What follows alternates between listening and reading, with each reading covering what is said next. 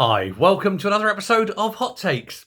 The SNP has been accused of basically wasting £10 million of public money. On what, I hear you ask? Well, it could be so many things, but this time it appears to be legal expenses. And this is very odd. First of all, why are they paying £10 million for external legal fees when they have Dorothy Baines sitting in their own cabinet? She's the most senior person in Scottish law. Is it that she doesn't want to be the one seen to be giving the legal advice? Secondly, it seems the legal advice itself is shit and not worth £10 million because they haven't won a case yet. Every single case has been lost. That's value for money, isn't it? £10 million in legal fees and you lose every case.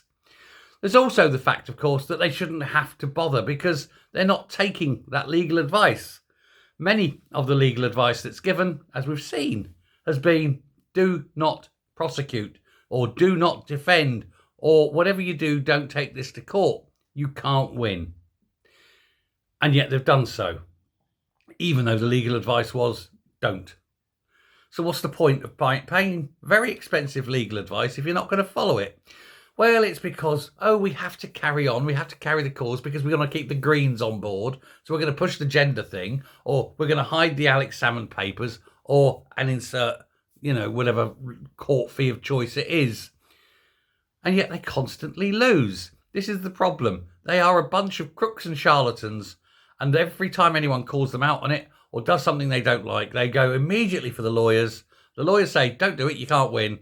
Oh, but we have to. We have to look as though we're not crooks and charlatans. How's that working out? Well, £10 million later, we know exactly how it's working out.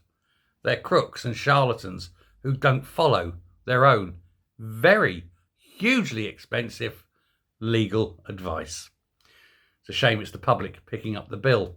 Whoever comes in needs to change the law so that any party who seeks outside legal advice must pay for it themselves. Thanks very much. Bye.